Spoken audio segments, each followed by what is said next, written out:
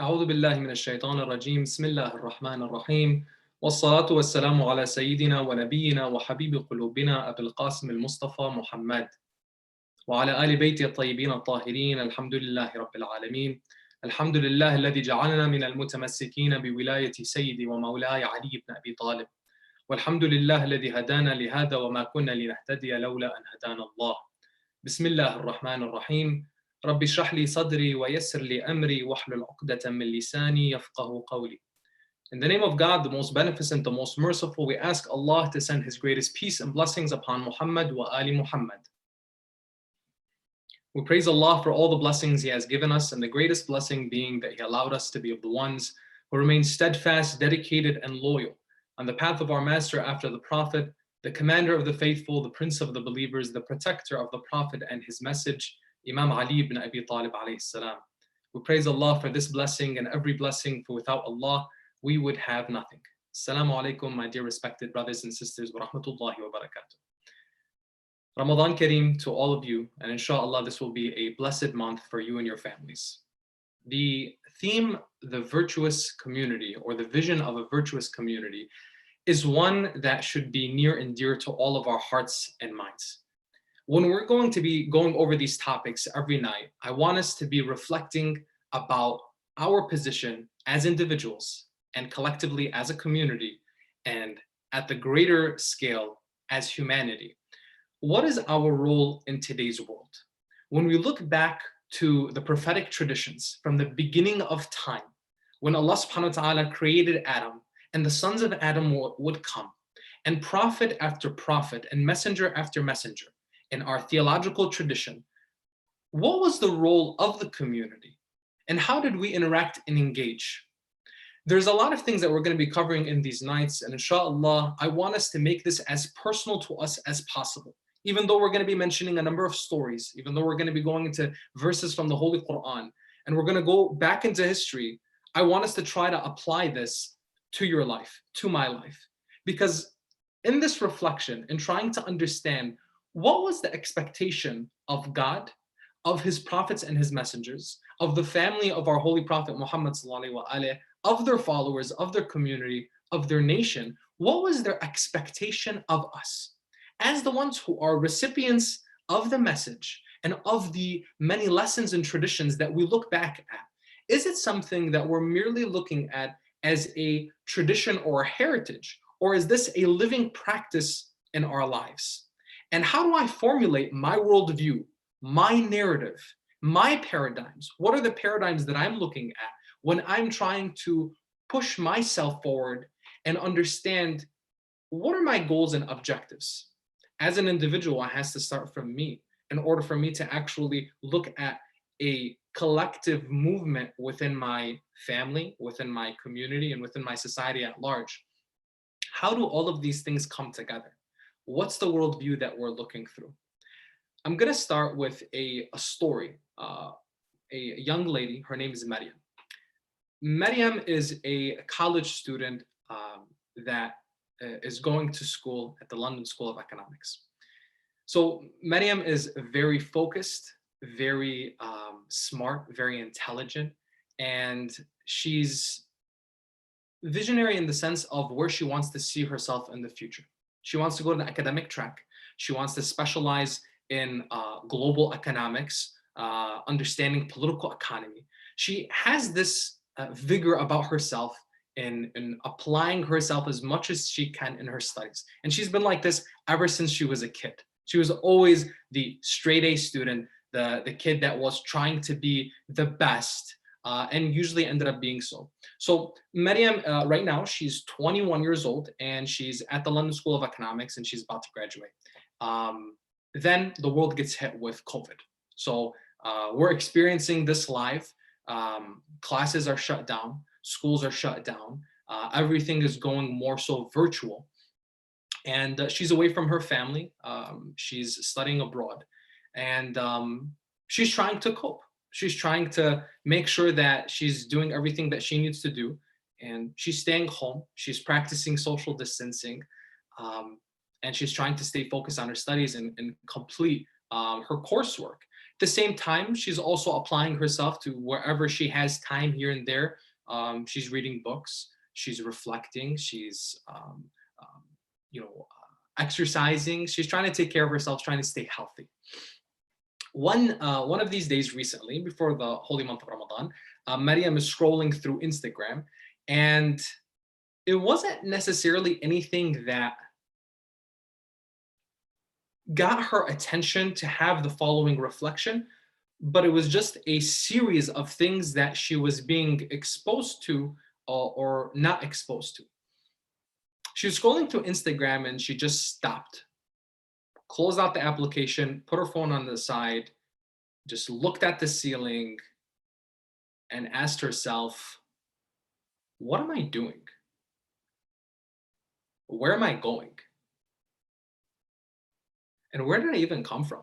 And not like where did I come from, like how many of us who either come from immigrant families or immigrants ourselves, that, hey, where are you from? Like if, let's say I'm traveling to the West Coast in the United States and someone asks me, oh, where are you from? I'll say, I'm from Detroit, or I'm from Dearborn, I'm from Michigan.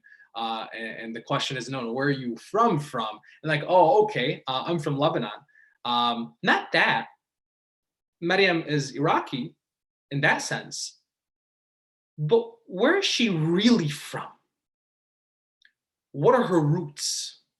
Not from an ethnic or racial aspect, but from an intellectual one, from a spiritual one.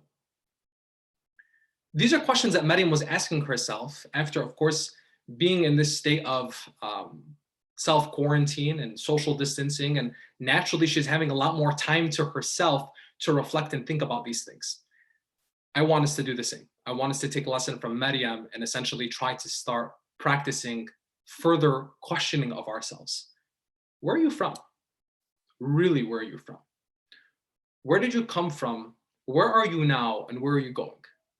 And the whole study of the vision of a virtuous community, where we're going to be going and understanding from God's word, from Allah subhanahu wa ta'ala speaking to us through the Holy Quran, and then seeing the examples and what took place throughout history from the immaculate personalities that we take lesson from and try to emulate, we're going to see, where do we fit in this bigger picture? Where do we fit in this vision of why did God create us to begin with? We'll start at chapter 2, Surah Al-Baqarah, from the Holy Quran, in verses 30 to verses 32, where Allah subhanahu wa ta'ala looks at the angels and he says, Inni ja'ilun fil ardi khalifa. I'm going to create a viceroy for myself. I'm setting a viceroy on earth. They respond, bewildered. Oh Allah, are you going to set something or set someone there that is going to create mischief, havoc, and bloodshed? When we're here praising you, glorifying your sanctity, and glorifying your name, they were just bewildered, right? Imagine the scene when you're reading the verses, and I encourage you, anytime we're referencing the verses, try to have the Holy Quran, a copy of it digitally or physically with you. Look at those verses and see this conversation between God and the angels. The angels are bewildered. Why? Because if you look into some of the books of history, theologically, there were creations and early inhabitants of earth that had experiences, devastating experiences of havoc, mischief, bloodshed on earth. And if you wanted to learn a little bit more about that, I encourage you to look at the book God's Emissaries by Sheikh Rizwan Arustu, an excellent book from Adam to Jesus. It's a study of looking at all of the prophets in the Holy Quran, from Prophet Adam alayhi salam all the way to Jesus, and he speaks about the early inhabitants of earth. So the angels are bewildered. Why are you doing this? And Allah subhanahu wa ta'ala replies simply, I know what you do not. So then God turns to Adam. وَعَلَّمَ آدَمَ الْأَسْمَاءَ. So he turns to Adam and he teaches Adam the names. After some time, he goes back to the angels and he asks the angels, if you're truthful, then tell me these names. The angels say simply, in humility and humbleness to God, oh Allah, we only know what you've taught us. Allah subhanahu wa ta'ala turns then again to Adam and tells Adam to tell them the names. Adam recites the names. And he tells the angels, Allah subhanahu wa ta'ala tells the angels, didn't I tell you that I know what is between the earth and the heavens? Didn't I tell you that I know what you do not? Allah subhanahu wa ta'ala, through this story in the Holy Quran, one of the wisdoms behind it, he's setting the scene for us to understand what's his relationship with Adam. So Allah subhanahu wa ta'ala makes it clear from the very beginning. The creation of Adam is to set a viceroy on earth or a representative on earth. So we go back to the question that Maryam was asking herself in her own reflection. Who am I? What am I doing? Where did I come from? Where did I really come from? And where am I going? That's something for us to really take a second and contemplate. In our positions as human beings, we weren't placed here in vain. Our existence and our presence, no matter where you are in your journey in life, no matter where you come from, no matter what your background is, and we're going to mention a number of different traditions, narrations, and stories that continue to point to this, in which we as human beings, we have an amazing purpose, and it's directly connected to God. That our Creator didn't just put us here merely as a mercy, but there was a plan. Out of God's love and mercy, we exist, and we're here, and we have the potential to show God, this is what I'm made of. This is what I can do. Whether you're going to be receiving the reward of that, or if you're neglecting of that, or neglectful of that, and you're going to be receiving the punishment out of God's justice, then that's something that's for us to choose. Allah subhanahu wa ta'ala created us and allowed us the space to do as we wish and as we please on this earth. But know that there are consequences. Pleasures fade away and the consequences will stay. A narration from our Imam Ali ibn Abi Talib alayhi salam. You do have the free will. You and I can do as we wish and as we please, theoretically, practically, but there's consequences. Consequences that you and I put in place amongst ourselves, between ourselves, within social contract in human society. But at the same time, we have that accountability on a spiritual level with Allah subhanahu wa ta'ala, that out of God's justice, He ensures accountability for humanity. So that any experiences that we have on earth, we realize, hey, we're accountable for it, and we're going to be answering to God. When you look at the 5 fundamental or foundational beliefs, usul al-din, that we have, you look at Tawheed, the oneness of God. You look at Al-Adalah, the justice of God. Nubuwah, that Allah subhanahu wa ta'ala sent prophets, messengers for us so that we know His message and He speaks to us through them. Out of His justice, because He is just, He wouldn't leave humanity without divine guidance. That divine guidance is then further implemented through who? The Imams, who secure as successors of the prophets and guard that message and preserve Him.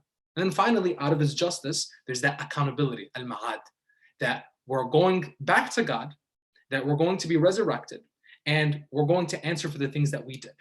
So a lot of times when people look at the experiences that people have on earth, the injustices that take place, the harm that people are dealt, whether it's by circumstance, it's by someone intentionally harming another person, it's the family that they grew up in, the neighborhood that they grew up in, a war-torn country that they lived through.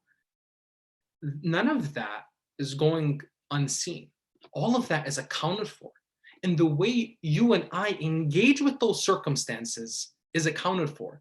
The way you and I look at the crisis that we're facing right now, COVID-19, right? How are we interacting? How are we engaging? When I'm looking to make sure that my supplies at home are fully stocked, my pantry is fully stocked, and I have all the food that I need, I have all of the hygiene supplies that I need, I have everything that I need. Before that, did I think to check on my family, my relatives, my colleagues, my neighbors? that just very simple interaction, that's accounted for. And of course, you need to take care of yourself. Allah subhanahu wa ta'ala tells us that each person is responsible for himself and his family. But at the same time, these are the situations in which our character truly comes out. These are the situations in which we know, are we really being the individuals that we want to be? Are we on the right track to building that community for ourselves, no matter how small or large? The community, even from this concept of a virtuous community, there are multiple spheres and there's multiple layers. It starts from the individual. Allah subhanahu wa ta'ala tells us in the Holy Quran that He does not change the condition of a people until they change what's within themselves. So this harakah, this movement, this journey that we have, it starts from within. It starts from you and me. It starts with me reflecting, me contemplating, and this merely is that. I'm contemplating and reflecting, and I'm sharing my contemplations and reflections and learnings that I've had from people that I've benefited from books that I've read, from research that I've done, and then we're sharing it together. And then hopefully you can share with me, I can share with you, and we can continue to do that as an individual and yourself as an individual, having that movement together. Then that expands to your family.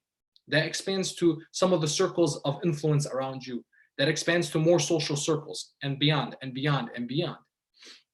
If you and I made that commitment to ourselves that I want to be the best version of myself, the highest version of myself, and I'm going to do that day in and day out, then naturally there's going to be a movement across the spectrum, across all of us, where we're going to see change. Why? Because it started from you and it started from me. There isn't this idea that just collectively or just on a high level, society is going to change and better itself, unless the parts that make up society better itself. When we're looking at our purpose, Allah subhanahu wa ta'ala set the scene for us and told us why He created us. He promised this to the angels. Now, there's a concept that we have called rising through submission. In this idea of us returning or acknowledging and realizing our purpose and acknowledging where we want to go. You and I want to be successful. You and I want to be happy. You and I want a good life. What does that look like? Unless we identify where we came from and what our purpose is, it's all going to be scattered. And some of us may experience this. Whether it's the example of Maryam that we mentioned earlier, who she's a solid student. She's great. She's phenomenal. I mean, top. London School of Economics, studying what she needs to study, focus, straight A's. She's great. But she's still flipping through, and this is something that's experienced by many people across the world from different backgrounds, different experiences, that they feel this. What am I doing? If the purpose is attached to something that is finite, you're probably going to be stumped somewhere, somehow. And what do I mean by that? If, let's say, I want to go to school and I want to pursue a career and become a professor, become an attorney, become a physician, become an entrepreneur, a real estate developer, and whatever it may be. And that attachment to that idea is with a purpose that is, I want to make money, that's it. I want to see fame, that's it. I want to be better than the people that are around me, that's it. Any kind of thing where it's coming to material or comparison to somebody else, trying to have what other people have, and just stopping at that, you're going to get stumped somewhere, somehow. When the purpose is attached to something that's not finite, that's infinite, then you're at ease. Why? Because I'm connecting myself to the designer, the architect of the entire system. Now I'm tapping into outside of the system itself, outside of the operating system itself. I'm going now at the very highest level. I'm tapping into Allah subhanahu wa ta'ala. I'm asking God, show me the way. Show me where you want me to be. Show me where I'm at. And this is something that in our own reflections we can make. You and I, today, from the first days of Shahr Ramadan, asking Allah subhanahu wa ta'ala, show me where I am, show me where I was, show me where I came from, and show me where I'm going. And if we open the Holy Quran, we're going to see a lot of them. And when it comes to the very purpose that we're talking about, Allah subhanahu wa ta'ala tells us in the Holy Quran why He created us. In addition to us being viceroys on earth, He tells us that I've created the ins and the jinn. وَمَا خَلَقْتُ الْإِنسَ وَالْجِنَّ إِلَّا لِيَعْبُدُونَ. I did not create humans, man and jinn, except so that they may worship me or serve me. Now imagine when we reframe our paradigm, reframe our worldview into I'm studying, I'm working, I'm researching, I'm raising my family, I'm befriending, I'm associating, I'm reading, I'm writing, and I'm connected to an infinite source. You're going to feel tired. You're going to get exhausted at times. But that reminder that nothing is going in vain, everything is accounted for. God sees me, and He's the infinite source. When we make this small shift, this small identifying source, identifying that the source is that rather than all the other things which naturally we grow up understanding or grow up acknowledging, or not necessarily acknowledging, but grow up with that this is your goal.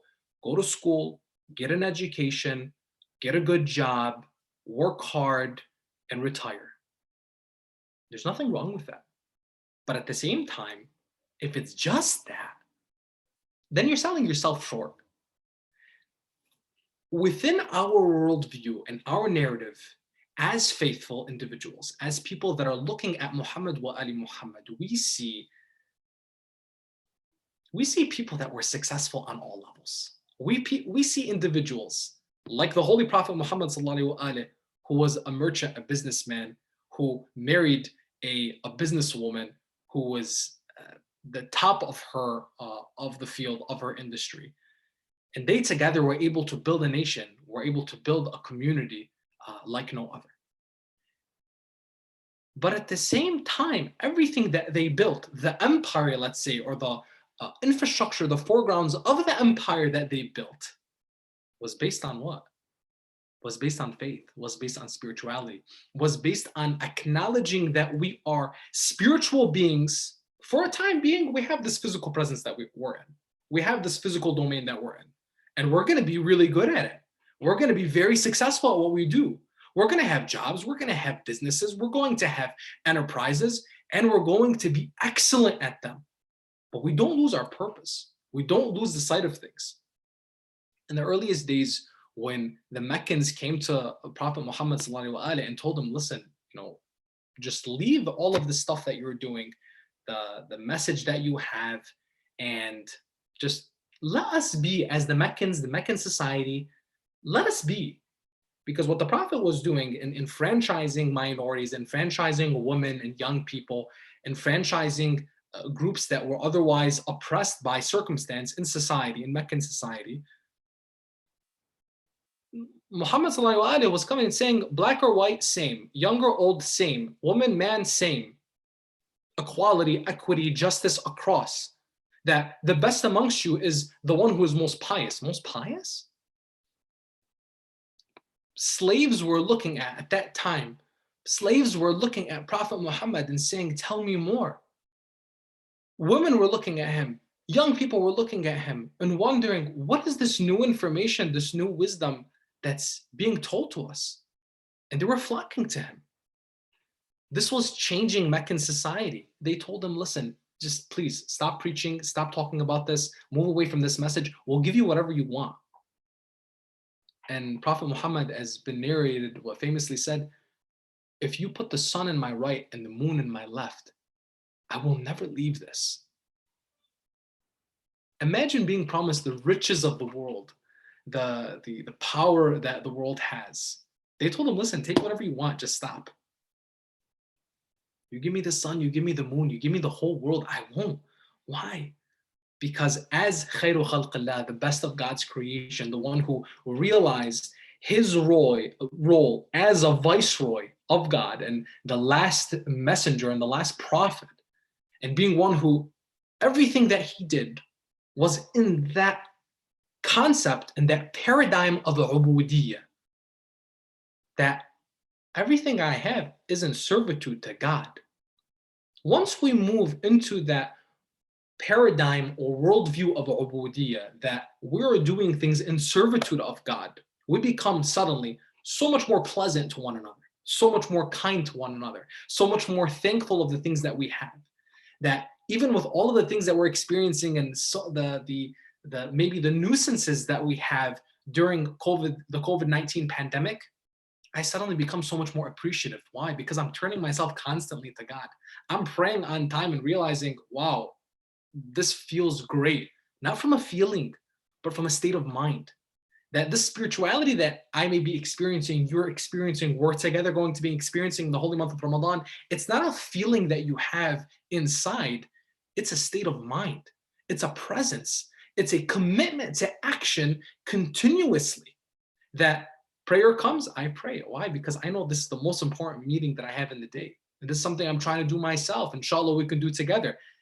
This meeting, you have a meeting with the top client in your industry. You closed on that client. Now you're meeting with them, all right? And this is your first meeting for your business transactions moving forward. You're someone who's thinking, hey man, I closed, I'm great, I'm in a great position. Now I got to start doing the work. You have the relationship with God. The transaction is closed, right? Now meet, talk to him, have that conversation. Allow yourself to have that conversation with God. On a daily basis, he's giving you 5 different meetings, and then even more if you want some. But these ones, you just got to make sure that you have them down packed. You have them and you meet them on time.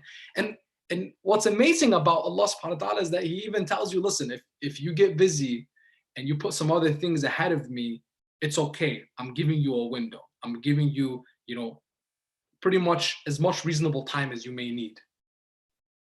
And that is the beauty of Allah subhanahu wa ta'ala. I was having a reflection with one of my mentors recently, and it was during the month of Shabeer, just the month that we just experienced right before Shahr Ramadan.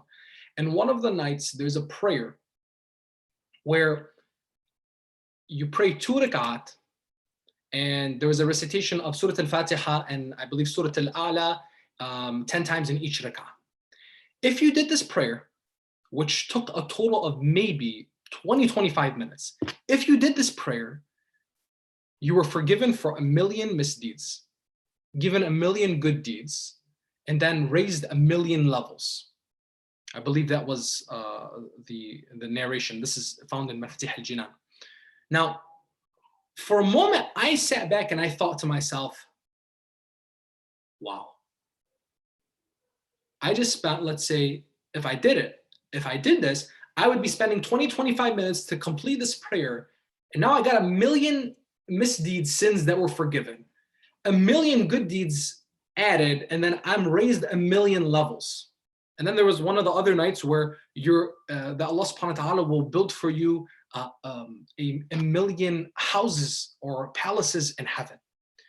Now, some people, they think they get a little skeptical, like, really, just this prayer, and you're going to give me all this? And it made me think, why would I be skeptical? Why would I be skeptical of Allah when he created me, created everything? It gives me endless opportunities, made me his viceroy, made me a representative, allowed me to see the representatives in action and how they're supposed to be immaculate in their behavior and their conduct from all the prophets and the imams.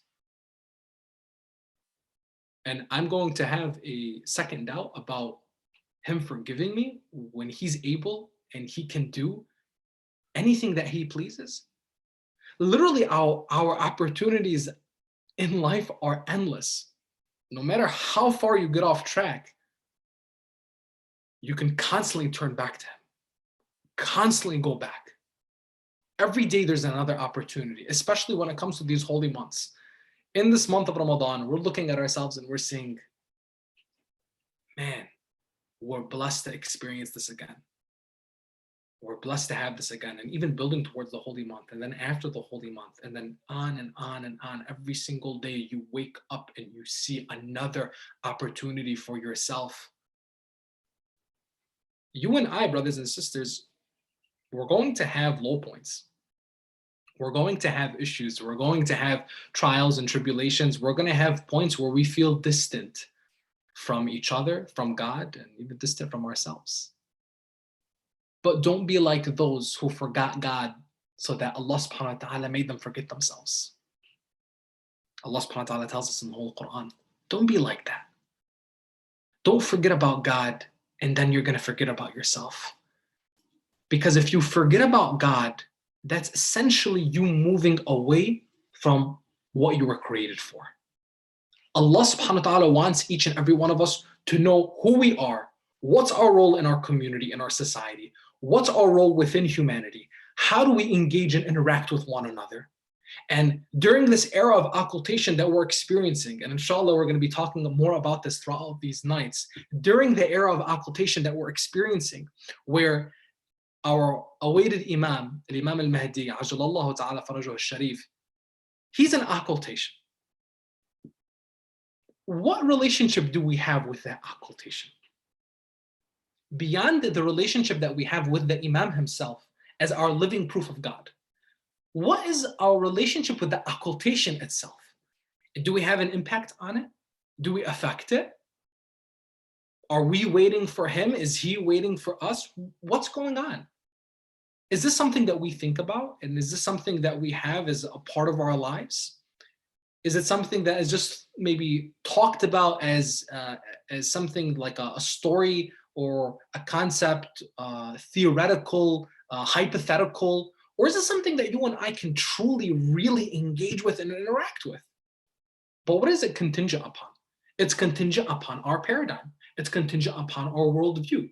If my worldview is simply, and this is something that I touched briefly upon in a lecture that we had for the preparation of the holy month of Ramadan, and I wanted to set that as a background for some of the things that we're going to be discussing, is depending on the circles of influence that you have around you, and depending on your social networks and what you're being exposed to, that's definitely going to have an impact on how you see the world and how you see yourself. If I'm constantly surrounding myself with people that all they care about, and by people, I mean not just physically, and now physically is very limited. So now when you're looking at social media and what we have on our social networks, on social media, who are you following? What are you following? Let this be like a sense of us taking a step back and be like, okay, what am I exposing myself to? What does my feed look like? By the way, that feed, it's feeding you, it's giving you something. You're ingesting some type of information, some type of food, right? What am I being exposed to? The things that we expose ourselves to, and this is something that we pick up in the studies of psychology when it comes to examining habits, and a book that I highly recommend in trying to understand how habits, which could also lead into addictions, how do they work, and how do we engage with the things that we do on a daily basis that suddenly become habits? Why do they become habits, and why do some things also be triggered and actually become addictions? A book that I recommend for that is called The Power of Habit by Charles Duhigg. When you're looking at those things, when you're looking at how those things become habits, it starts off with exposure. It starts off with what am I exposing myself to? And if I'm looking at my screen time on my phone and I'm realizing that I'm spending over 7 hours a day, I'm actually spending more time on my phone than I am spending sleeping, that should be telling. Now, if there's something that we're doing on our phone, we're working on our phone, we're reading on our phone, we're researching on our phone, it's something that's productive, then okay, it's going to influence you in another way. But then when you look at the section that says entertainment or social networking, that's again telling. There's something that we find in ourselves, and I'm going to say this very practically. A lot of times when we look at the holy month of Ramadan, we see this idea of, man, I don't know how to kill time. I'm tired, I'm exhausted, I'm hungry, I'm thirsty, and I just want to kill some time. Allah subhanahu wa ta'ala tells us through the Holy Prophet Muhammad in this narration and many other narrations, نَوْمُكُمْ فِي عِبَادَةٍ, that your sleep in the sleep that you're experiencing in this month is worship in itself. So even if you allow your body to replenish or allow your body to rest through sleep, it's probably better for you than simply trying to kill time. Our time is limited. And one of the things that if I came to realize anything in this experience that we've had through the COVID-19 pandemic is how precious time is. When you're looking and you're seeing people that are getting sick, people that are dying, people on the front lines, whether at the hospitals or in other industries that are essential workers, essential people in serving the public, you grow a sense of appreciation for them. And then you realize this is just another thing in life that we're experiencing that, I could get sick and I could die. And the time that we're having indoors and the time that we're having in seclusion could remind us a little bit more of some of our imams that experienced seclusion. Inshallah, we'll touch on this story and then we'll wrap up for the evening. When Imam Al-Kadhim alayhi salam, our seventh Imam, Imam Musa ibn Ja'far Al-Kadhim, when the Abbasid Caliphate, the authorities decided, we gotta imprison this guy. We just gotta put him away. We can't deal with the possibility of people following him. And we can't deal with all of that's going to happen as an effect of that. We gotta shut it down, right? No matter what the Imams did, throughout history, they just had a beautiful influence on people. People that were just exposed to them in conduct and their behavior, they just gravitated towards them. So, Imam Musa ibn Ja'far alayhi salam, the authorities come and they take him and they imprison him. And they throw him into the lowest dungeons of the prison system. The first thing that the Imam does is he turns to God and he says, "Oh Allah, I've been asking you for some time for an opportunity, for more time to serve you and worship you. And now you've given me that, so thank you." You and I, we have pantries full of food, fridges full of fruits and vegetables and meat, Netflix, the internet, Instagram, Snapchat. We have a lot of distractions. The Imam wanted to move away from distractions. And even though he's immaculate, even though he is one of the best people that ever walked this earth on every level, because he chose that for himself out of his free will. You and I have an opportunity right now. And though quarantine is very different than being imprisoned, though some people have been complaining about that, but you and I have an opportunity that we're isolating ourselves. We're distancing ourselves from possible harm, from disease, from illness, from this virus, that inshallah you and your families are all protected from. But there's an opportunity here for you and I.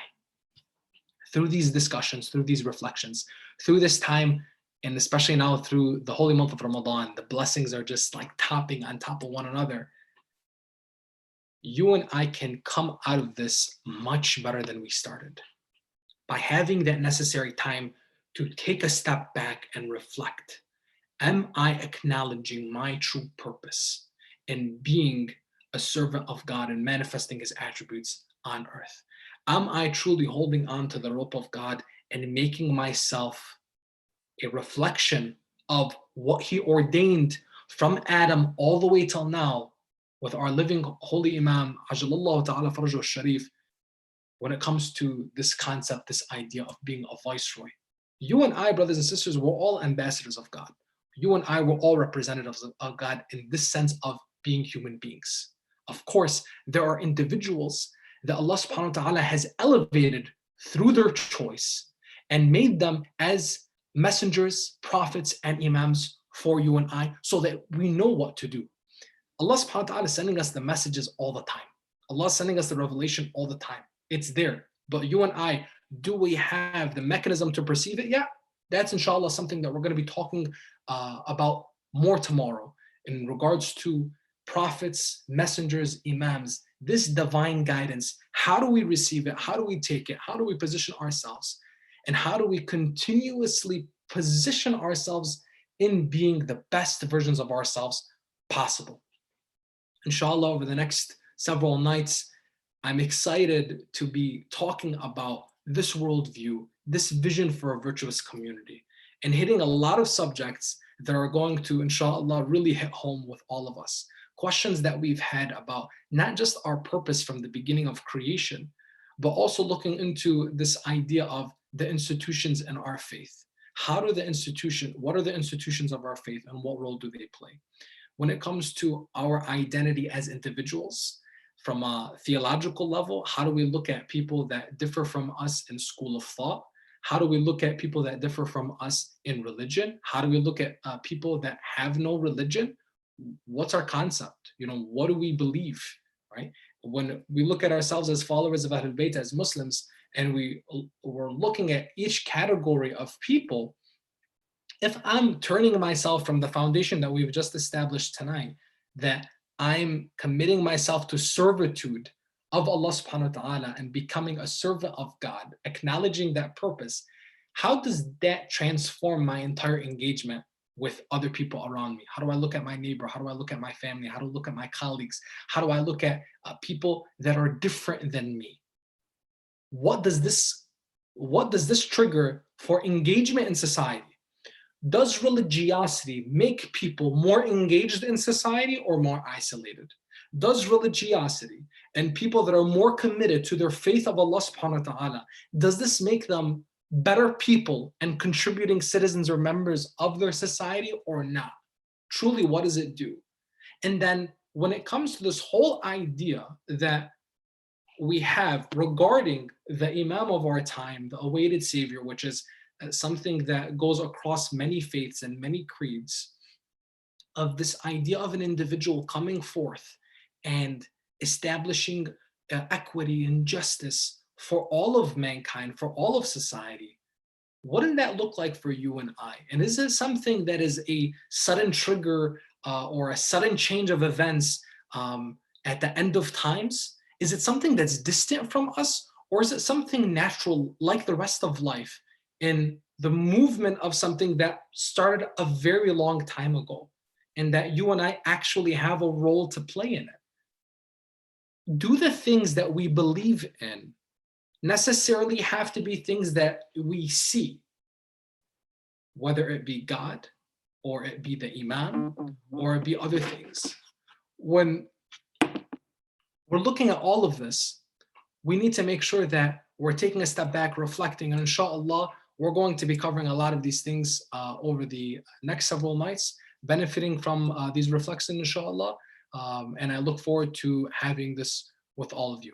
هذا والحمد لله رب العالمين وأفضل الصلاة والتسليم على نبينا محمد وعلى آل بيته الطيبين الطاهرين.